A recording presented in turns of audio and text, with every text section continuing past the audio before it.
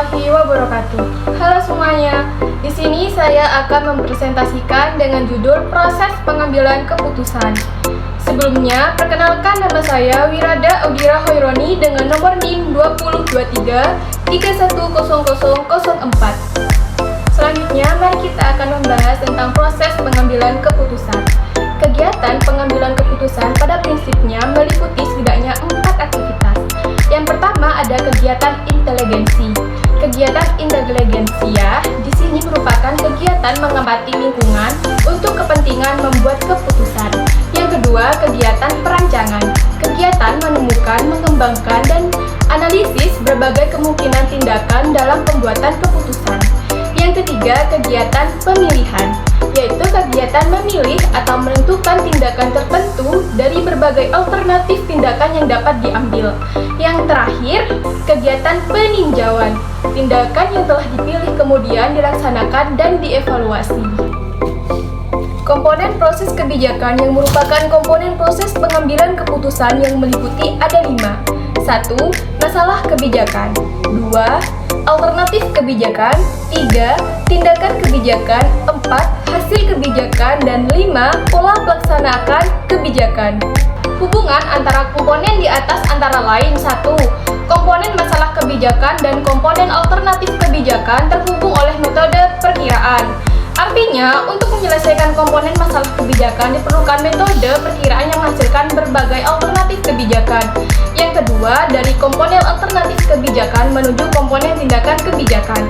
Diperlukan metode rekomendasi untuk memilih salah satu dari berbagai alternatif kebijakan.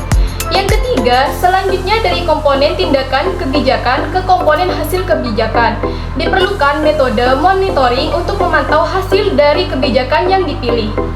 Terakhir, dari komponen hasil kebijakan ke komponen pola pelaksanaan kebijakan atau kembali ke komponen alternatif kebijakan diperlukan metode evaluasi. Bila evaluasi menunjukkan hasil pelaksanaan kebijakan yang baik, maka komponen pola pelaksanaan kebijakan merupakan kesimpulan untuk menjadi pegangan di setiap mengalami masalah serupa.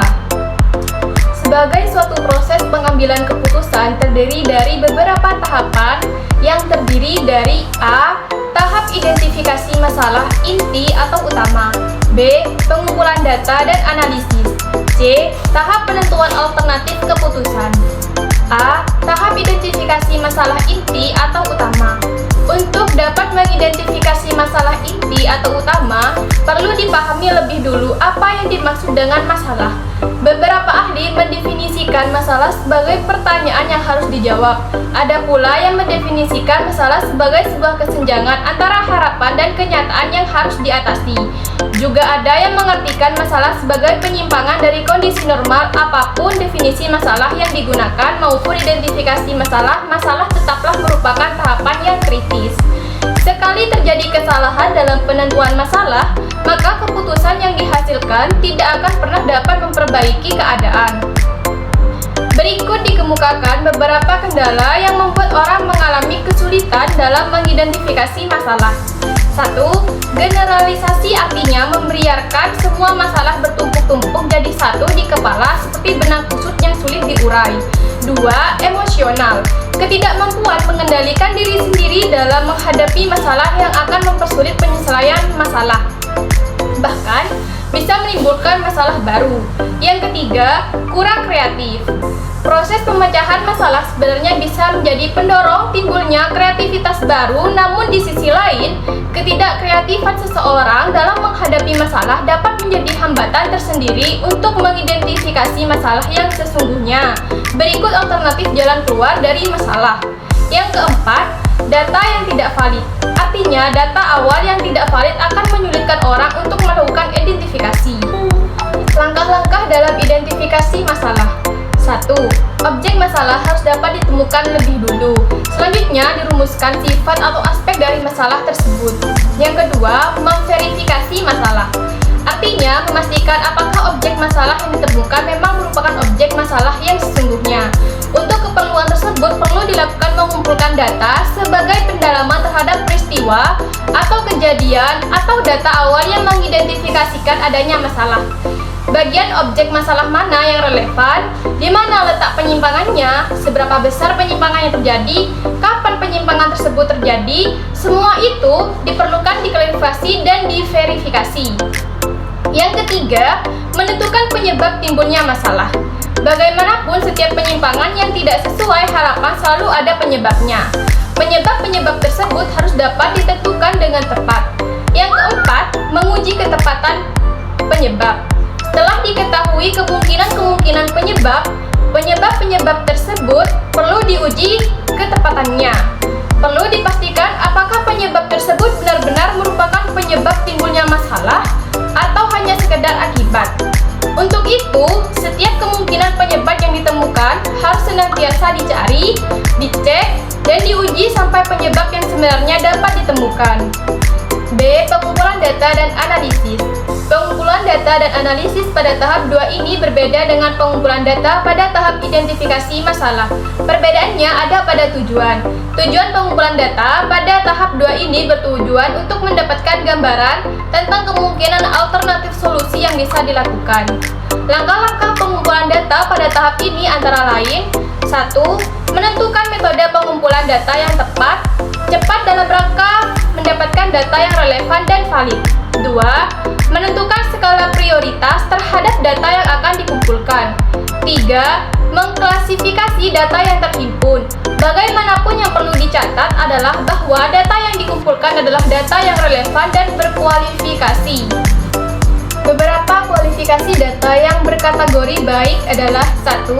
Data tersebut memiliki hubungan dengan objek masalah. 2. Data dikumpulkan pada waktu yang tepat. 3. Pencarian dan penggunaan data harus sesuai aturan yang berlaku. Data yang dicari dengan menggunakan cara-cara yang menyalahi aturan atau tradisi atau nilai-nilai dan mengganggu orang lain akan melahirkan masalah baru.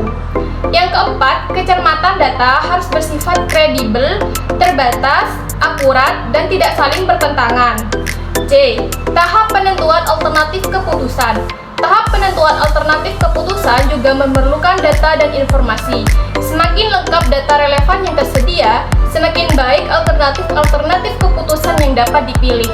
Berdasarkan data yang diperoleh, dicoba dicari berbagai alternatif keputusan. Dalam tahap penentuan alternatif, terdapat setidaknya ada 2 langkah yang harus dilakukan untuk mendapatkan alternatif keputusan yang efektif. Pertama, langkah pemetaan alternatif yang dilakukan untuk mendapatkan berbagai kemungkinan alternatif keputusan. Kedua, langkah penilaian alternatif di mana setiap alternatif dinilai plus minusnya. Dalam menentukan satu alternatif terbaik, ada beberapa aspek yang perlu diperhatikan antara lain: 1. Tingkat resiko. 2. Tenaga dan pikiran yang dibutuhkan. 3. Jumlah dan kualitas sumber daya manusia yang dibutuhkan.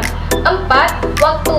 Bila 2 alternatif memiliki kualitas yang sama, maka dipilih alternatif yang memiliki jangkauan waktu yang lebih luas.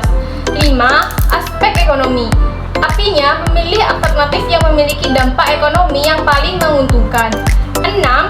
Dapat dilaksanakan, pemecahan masalah harus bersifat praktis, tidak terlalu spekulatif, namun juga tidak takut berinovasi. Komponen pengambilan keputusan. 1. Tujuan. Setiap pengambilan keputusan selalu memiliki tujuan atau target atau hasil yang diharap dari keputusan yang diambil. 2. Proses. Setiap pengambilan keputusan merupakan proses mulai dari identifikasi masalah sampai pemantauan dan evaluasi keputusan. 3. Metode. Setiap keputusan senantiasa melibatkan penggunaan metode atau cara baik, itu metode pengumpulan data dan informasi, metode identifikasi, penelusuran masalah dan penyebab, metode analisis alternatif keputusan, metode pengukuran hasil, dan metode monitoring evaluasi pelaksanaan keputusan. Keempat, faktor lingkungan yang tak dapat dikendalikan. Setiap keputusan tidak pernah berada pada kondisi vakum, namun ada dalam konteks lingkungan. Demikian yang dapat saya sampaikan. Semoga apa yang saya sampaikan bermanfaat bagi yang mendengarkan. Dan jika ada salah kata yang saya ucapkan, tolong dimaafkan, karena kesempurnaan hanya milik Allah Subhanahu wa Ta'ala. Wassalamualaikum warahmatullahi wabarakatuh.